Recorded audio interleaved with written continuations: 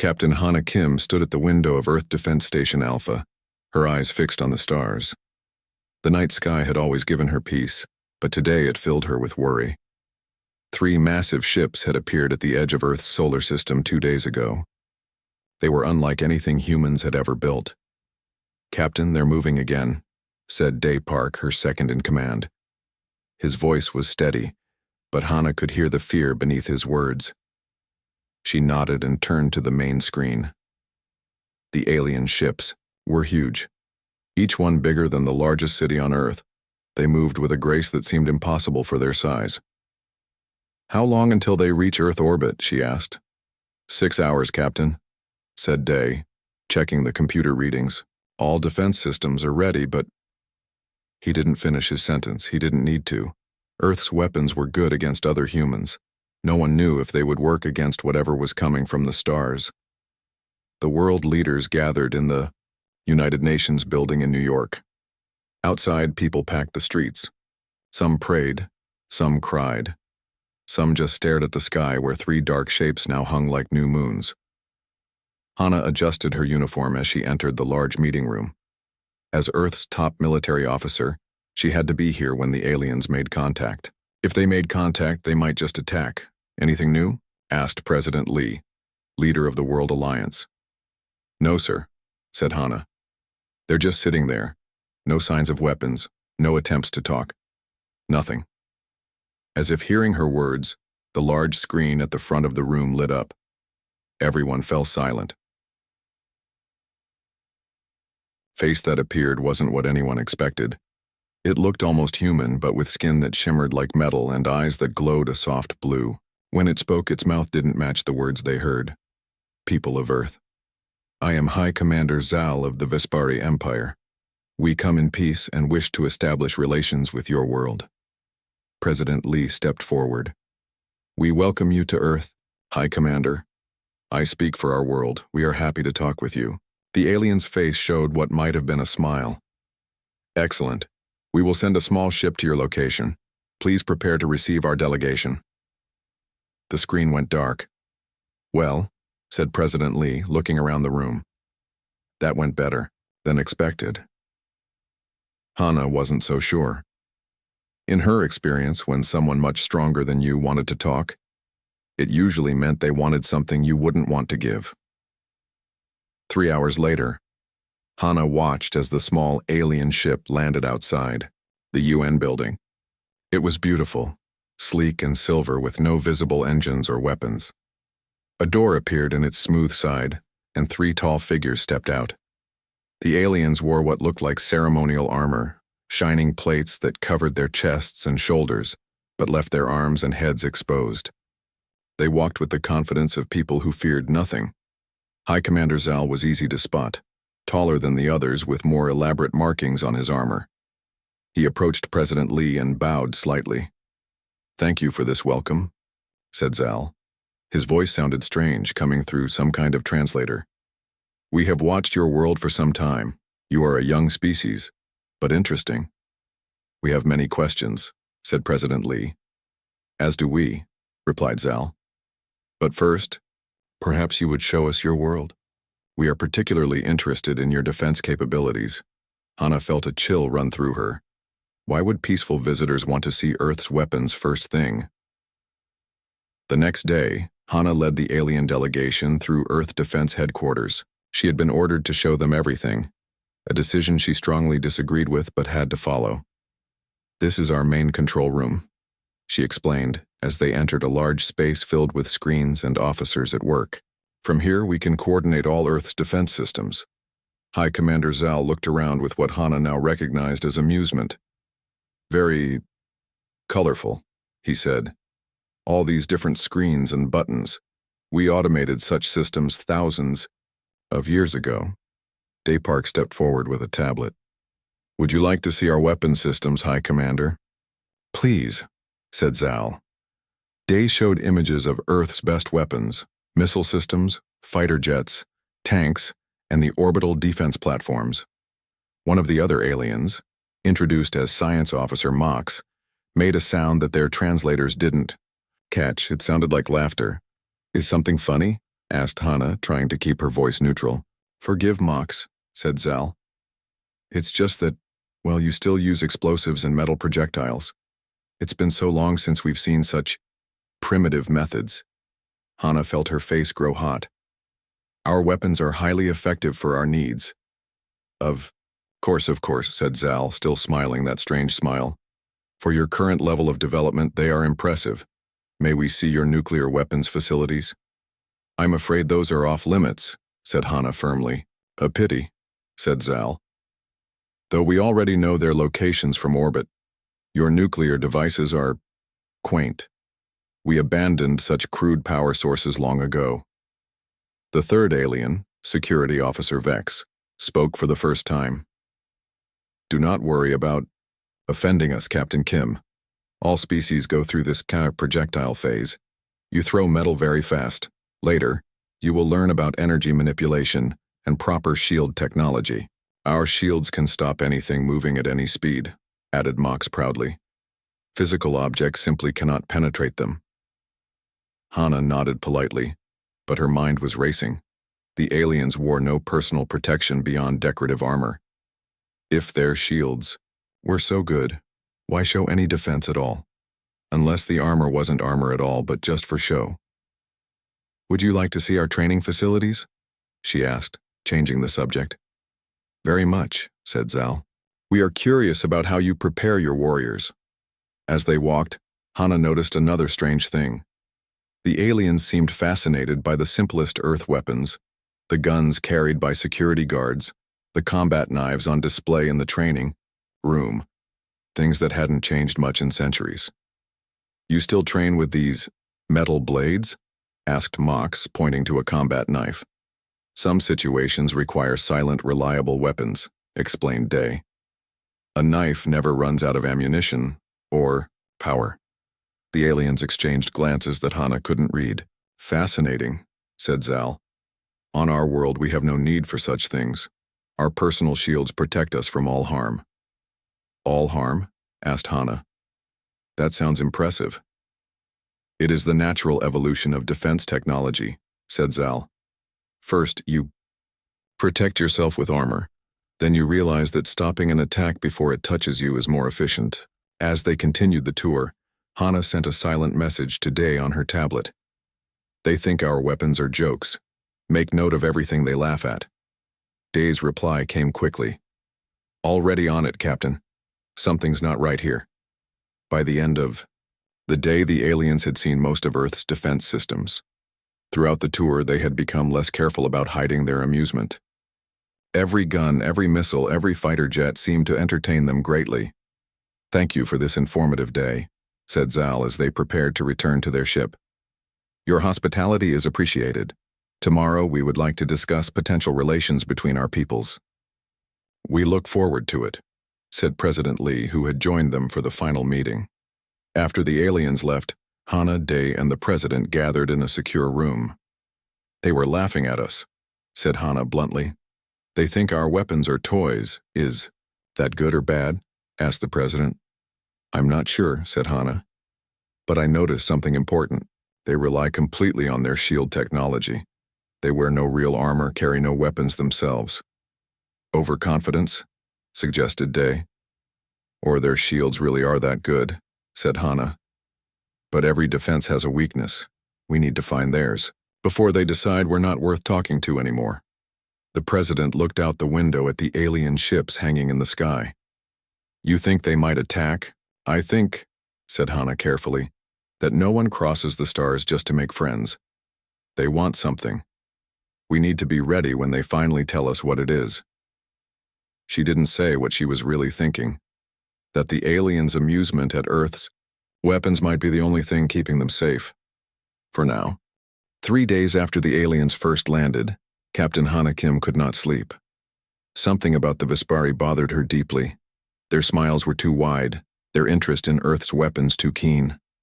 She sat in her small office at Defense Headquarters, reviewing the recordings of their visits. You should rest, said Day as he entered with 2 cups of coffee. He looked as tired as she felt. So should you, she replied, taking 1 cup. Find anything new? Day sat down and showed her his tablet. I've been studying their ships. Their shields create a specific energy pattern when active. It pulses. Hana leaned forward. Pulses? You mean it's not always on? Exactly. The shield activates only when needed. It happens so fast we can't see it, but the computer picked it up. Day swiped through several images. Also, I noticed something else about the Vespari themselves. What? They never touch anything directly. Not once during the entire tour. They always keep a small distance from all objects. Hana thought about this. Their personal shields? Day nodded. I think they keep them on all the time. But like the ship shields, they might pulse too. Before Hana could respond, her phone rang. It was President Lee. Captain Kim, report to the UN immediately. The Vespari have called an emergency meeting. The mood in the United Nations building was tense when Hana arrived. World leaders sat stiffly around the large table, watching the door. When High Commander Zal entered with his 2 officers, no one spoke. Zal didn't bother with greetings this time. His metallic face looked more serious than Hana had seen before. People of Earth, we have completed our assessment of your world. His voice was cold through the translator. The Vespari Empire requires new territories. Your planet has been selected for colonization. The room erupted in shocked voices. President Lee stood up, his face pale. What do you mean, colonization? You said you came in peace. Zal's blue eyes glowed brighter. We did come in peace. We are giving you the chance to accept our rule peacefully. This is a generous offer. Many worlds are not given a choice, and if we refuse? Asked the Chinese president, her voice steady. Then we will take this world by force, said Zal simply.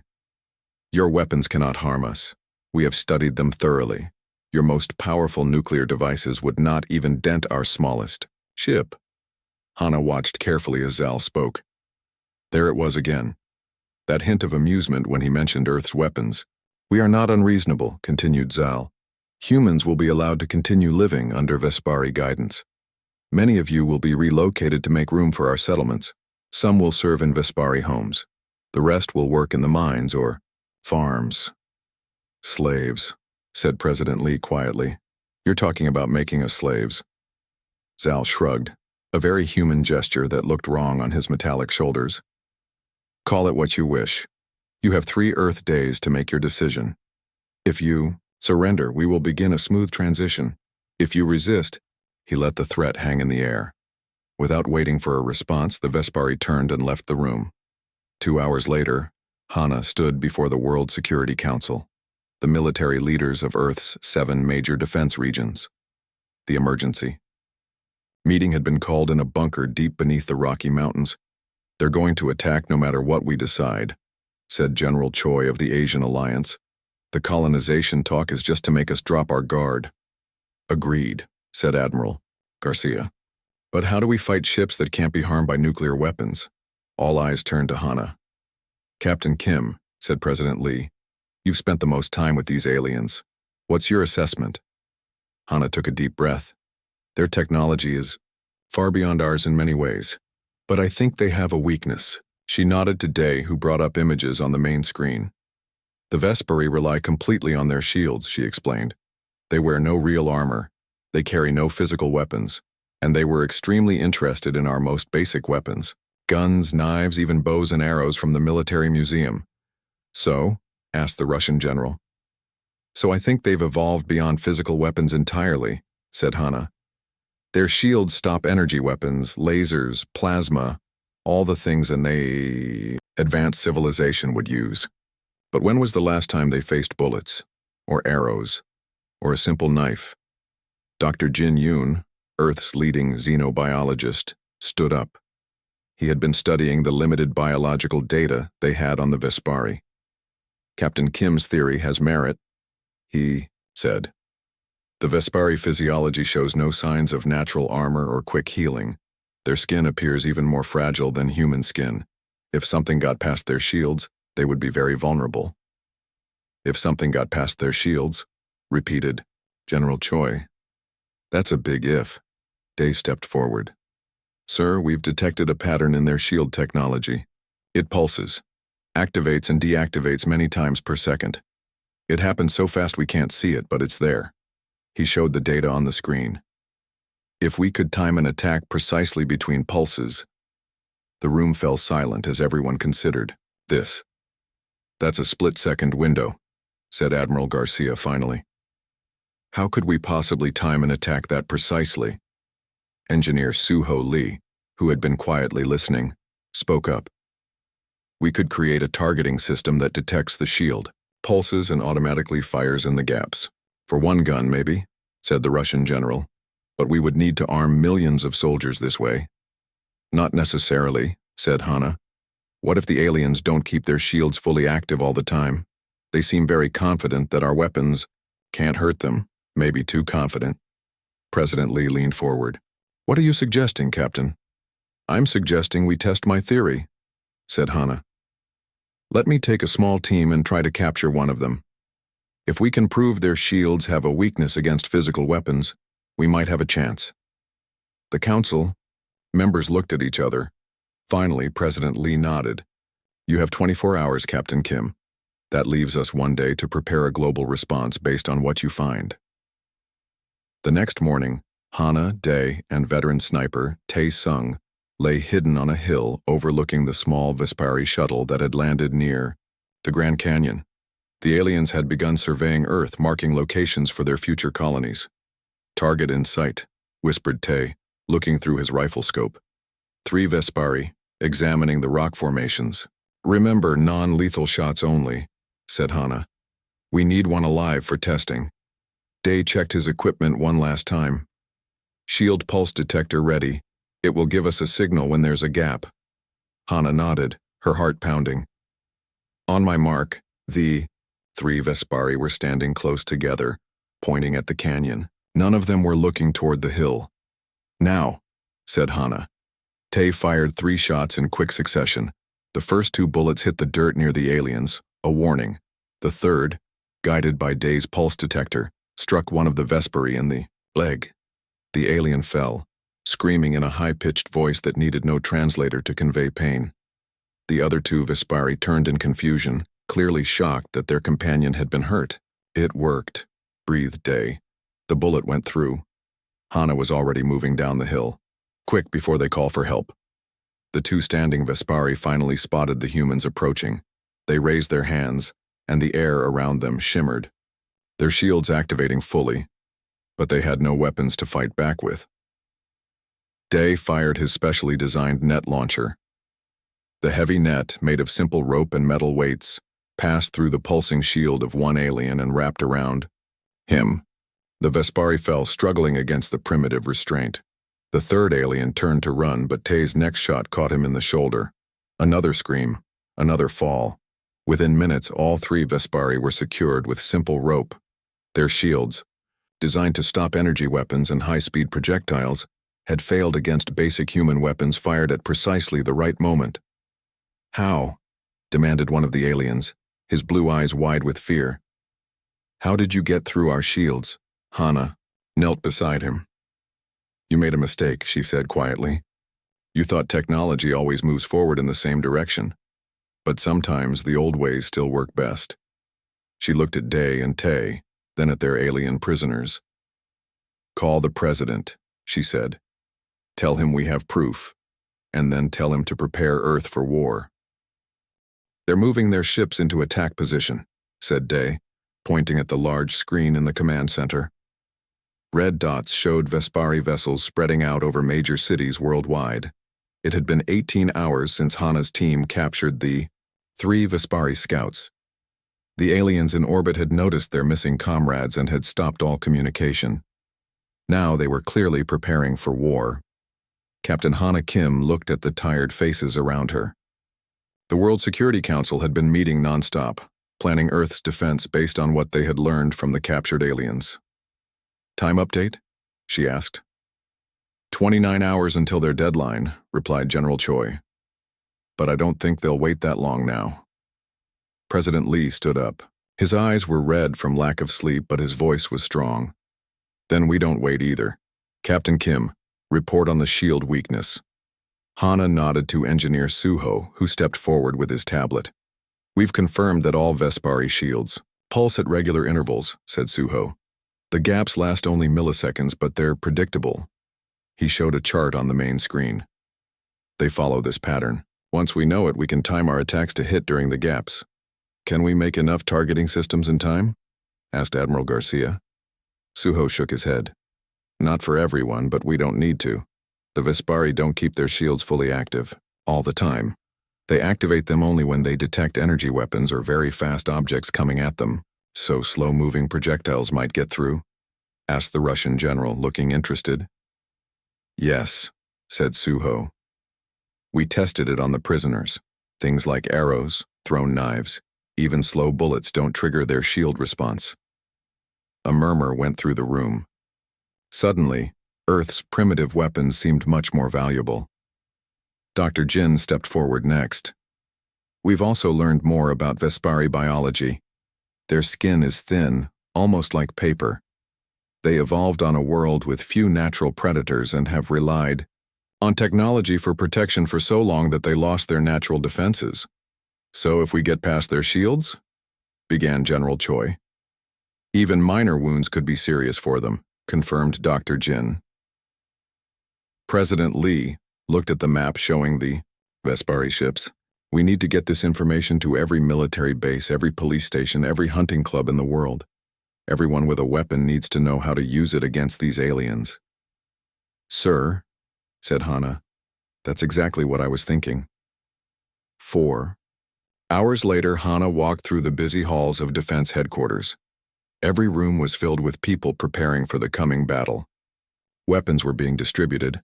Soldiers were training with bows and crossbows alongside their rifles, and scientists were working to create at least some targeting systems for the main defense forces.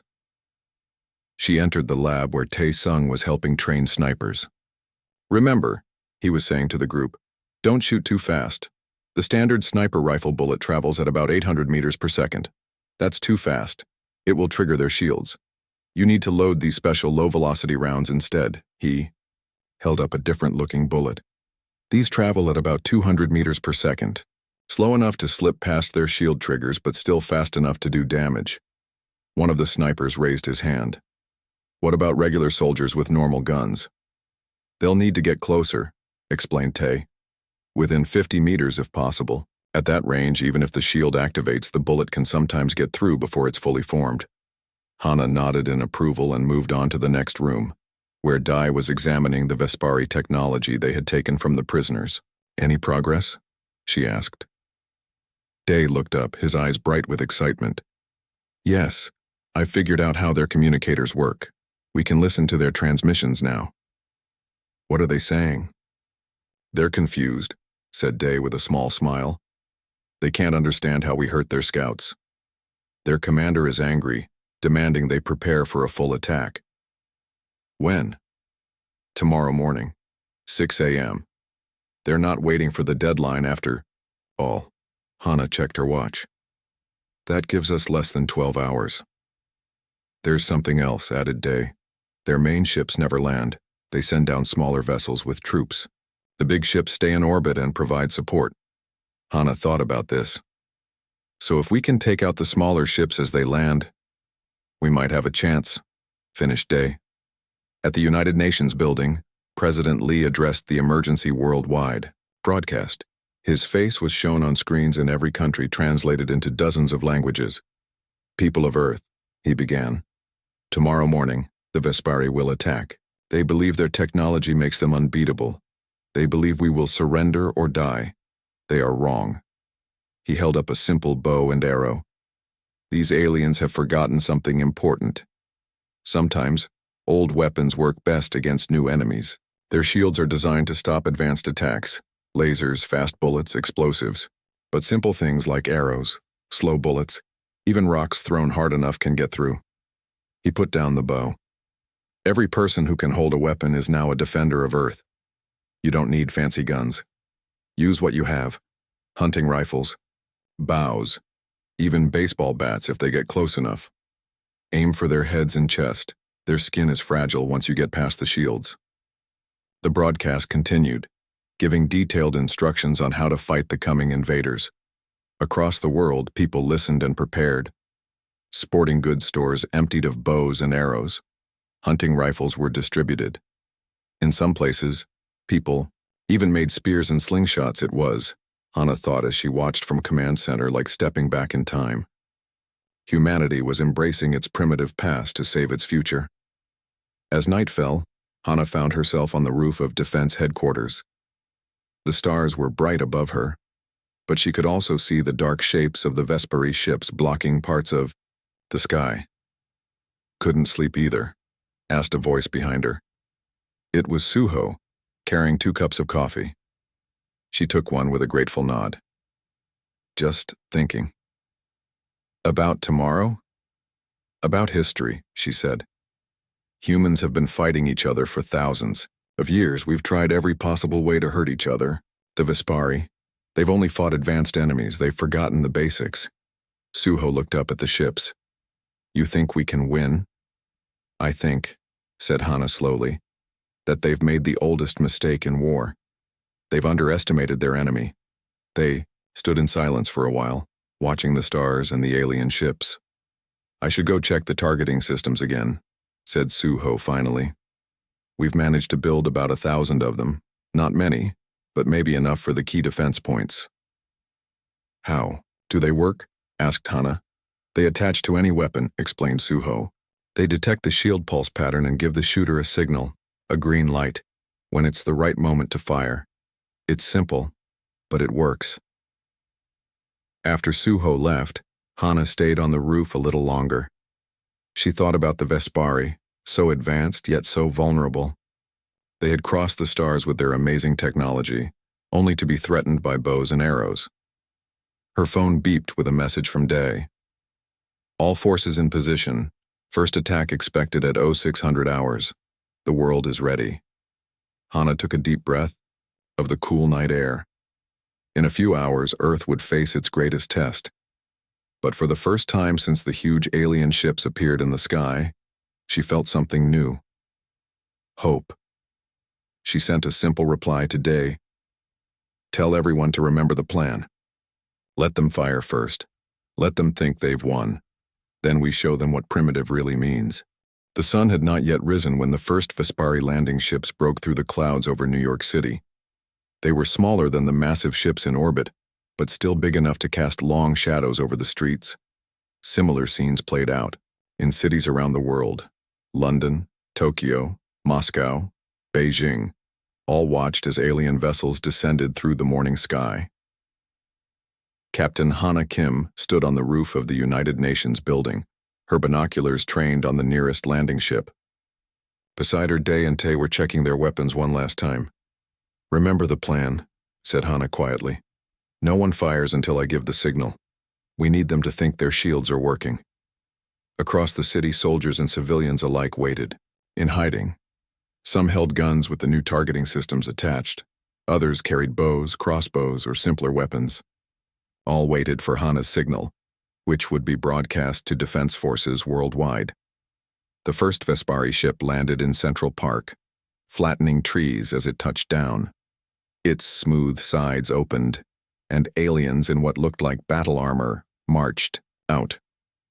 Unlike the first visitors, these Vespari carried weapons, sleek devices that hummed with power. Energy weapons, said D, watching through his own binoculars. Just as we expected, a second ship landed near Times Square. Then a third, by the harbor. More Vespari poured out, forming neat lines as they prepared to take the city. Hana's radio crackled. Captain, High Commander Zal is requesting to speak with Earth's leaders, said a voice from command center. He's at the third landing ship. Patch him through, replied Hana. She wanted to hear what the alien had to say before the battle began. Her radio crackled again, and Zal's cold voice came through clearly. People of Earth, your time to surrender has ended. We will now take your world by force. Any resistance will be met with death. Through her binoculars, Hana could see Zal standing at the front of his troops, his armor more elaborate than the others. He held no weapon, apparently confident that he needed none. You have one last chance, continued Zal. Lower your weapons and accept Vespari rule. From somewhere in the city, a single shot rang out. One of the Vespari soldiers jerked backward, but remained standing. The bullet had hit his shield and bounced off. Zal's laugh came through the radio. "Foolish humans, did you learn nothing from our demonstrations? Your weapons cannot harm us." More shots followed, soldiers firing regular bullets at regular speeds. All bounced off the shimmering shields that appeared around each Vespari. "Now," said Zal to his troops, "show them what real weapons can do." The aliens raised their energy, guns, and fired at the buildings where the shots had come from. Bright beams cut through concrete and steel, setting fires and causing explosions. Screams filled the air as people fled. Hana watched grimly. This was part of the plan too. Let the aliens think their shields were working against all human weapons. Let them get overconfident. She glanced at her watch. 5 more minutes. That's how long they had agreed to wait. Enough time for the Vespari to spread out and lower their guard. Across the world, the same scene played out. Aliens landed. Humans fired regular weapons that did no damage. Aliens fired back with devastating effect. And everywhere people waited for Hana's signal. 5 minutes passed slowly. The Vespari in New York had begun moving deeper into the city, clearly believing they had nothing to fear from human weapons. "Now," said Hana into her radio. The single word was broadcast globally, translated into dozens of languages, reaching every resistance fighter on Earth. Tay was the first to act. He raised his sniper rifle, its barrel fitted with Suho's targeting system. The small light on top blinked rapidly, then turned solid green. He fired. The special low-velocity bullet traveled just slowly enough to slip past the shield trigger. It hit Zal in the shoulder, tearing through his thin skin. The High Commander's scream of pain and shock echoed across the radio. He staggered, backward, blue blood seeping through his fingers as he clutched his wound. "Impossible," he shouted. That was when the real attack began. All across New York, people emerged from hiding with their weapons. Arrows flew from rooftops, slow bullets fired from special guns, even rocks launched from slingshots. The Vespari shields, designed to stop energy beams and high-speed projectiles, failed against these simple attacks. Aliens fell in the streets, their paper-thin skin no match for even the most basic human weapons once their shields were bypassed.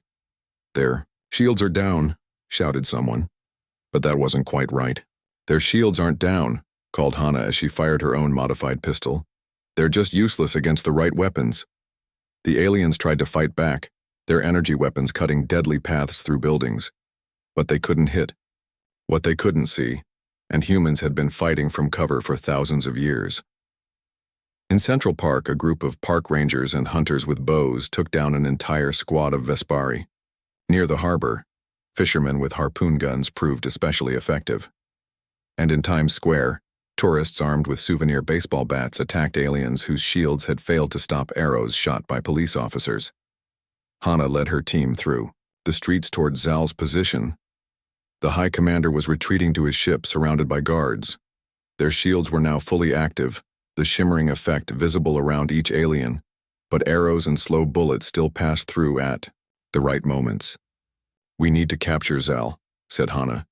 "Taking their leader will help end this faster." Day checked his tablet, which was linked to the targeting system. "Their shield patterns are changing. They're trying to adapt." "Can they block our weapons now?" asked Tay, reloading his rifle. "Not yet," said Day. "But they're learning. We need to hurry." They rounded a corner and found themselves face to face with Zal and 6 guards. The High Commander's shoulder was still bleeding, his face twisted with pain and rage. "You," he snarled when he saw Hana. "How are you doing this? Our shields are perfect." "Perfect against the wrong things," replied Hana.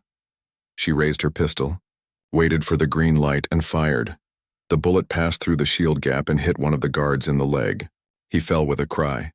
The other guards raised their weapons, but humans were firing from all directions now. Slow bullets, arrows, even thrown knives. 5 of the 6 guards fell.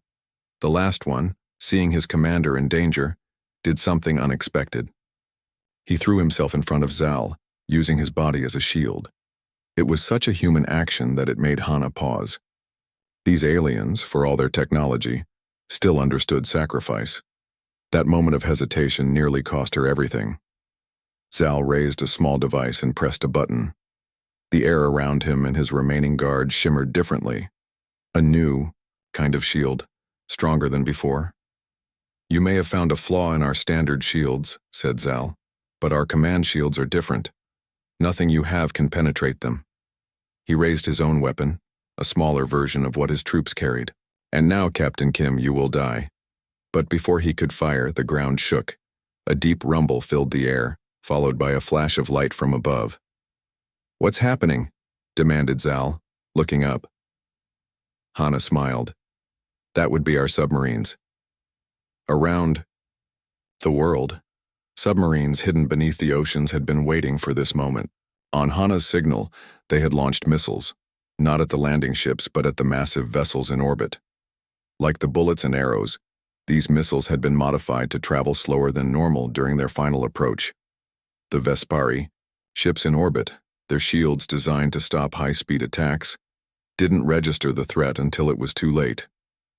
"Your ships never considered that attacks could come from beneath the water," said Hana. "Another blind spot in your perfect defenses." Zal stared at her, his blue eyes wide.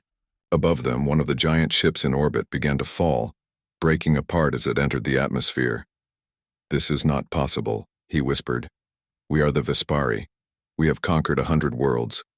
We cannot be defeated by primitives," suggested Hana. "Maybe being primitive isn't such a bad thing after all." Smoke filled the sky as pieces of the Vespari ship burned through the atmosphere. Smaller explosions followed as landing vessels tried to take off, only to be shot down by missiles from human fighter jets.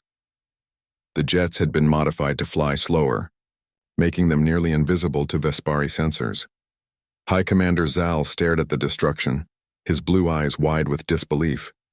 "This cannot be happening," he whispered. Captain Hana Kim kept her modified pistol pointed at the alien leader. His special command shield still shimmered around him. But she noticed something. It flickered more than the regular shields. Using so much power was draining it faster. "You should surrender," she said. "It would save many lives, yours included." Zal's metallic face twisted in anger. "Never. The Vespari do not surrender to primitives." He raised his weapon again. But before he could fire, Day threw something at him, a simple metal ball. It passed through the flickering shield and hit Zal in the chest. The ball split open, releasing a net that wrapped around the alien commander. "As you can see," said Day calmly, "primitive still works." Zal struggled against the net but only managed to tangle himself further. His guard tried to help him, but Tay's next shot took the guard down with a well-placed bullet through the gap in his shield. Hana approached the fallen commander carefully. "It's over, Zal. Your ships are falling. Your troops are being defeated worldwide. Surrender and we can stop the killing." For a long moment, Zal said nothing. Then, slowly, his shoulders slumped. "How?" he asked, his voice quiet now. "How did you defeat our shields? They are the most advanced technology in the galaxy." "That's exactly the problem," said Hana. "They're too advanced. They were designed to stop advanced attacks, energy weapons, high-speed projectiles, things that advanced civilizations would use. But you forgot about the basics." She helped the alien to his feet, keeping the net around him. "You laughed at our primitive weapons. That was your mistake." 3 days later, Hana sat in a conference room at Defense Headquarters. The battle for Earth was largely over. Some Vespari fought on, but without their orbital ships and with their shields now understood, they posed little threat. Across the table sat Zal, his wounds treated, but his pride still clearly hurt. Next to him was a new face, a female Vespari, who had arrived in a diplomatic vessel shortly after the main fleet was defeated. "Ambassador Locks," said President Lee, addressing the female alien, "we appreciate your willingness to discuss peace terms." The High Council was surprised by the defeat of our invasion force, said Ambassador Locks. Her voice was softer than Zal's but no less proud. We wish to understand what happened before we decide our next steps. Dr. Jin stepped forward with his tablet. We've analyzed your shield technology thoroughly now, he explained. It's truly impressive, against the right threats. But it has fundamental weaknesses. He showed diagrams on the main screen. Your shields detect energy buildups in fast-moving objects. They activate only when needed to save power. This makes them vulnerable to slower projectiles that slip under the detection threshold. Our shields have protected us for 1,000 years, said Zal bitterly. Against 100 different species. All advanced species, pointed out Hana. All using energy weapons and high-speed attacks. None using bows and arrows or simple guns. Zal looked away, unable to argue with the truth. Ambassador Locke studied the humans with curious eyes. You kept your primitive weapons even after developing advanced ones. Why? Day smiled slightly. Because they still work. Evolution doesn't discard successful adaptations without reason. Suho, who had been quietly working on his tablet, spoke up. We've also studied your biology. Your species evolved on a world with few natural predators, and almost no large-scale conflicts. You developed technology instead of natural defenses. While humans, continued Dr. Jin, evolved on a dangerous world filled with predators. We developed thick skin, redundant organ systems, and rapid healing. We kept our old weapons alongside our new ones because we understand the value of having multiple options. Ambassador Locke nodded slowly. I see, and now? What do you intend to do with your victory? Will you destroy the rest of our fleet when it arrives? The room fell silent. Everyone knew more Vespari ships were coming. The captured aliens had confirmed it. President Lee leaned forward. That depends on you. We don't want to destroy anyone, we just want to live in peace. Peace? Repeated Zal, speaking for the first time in hours.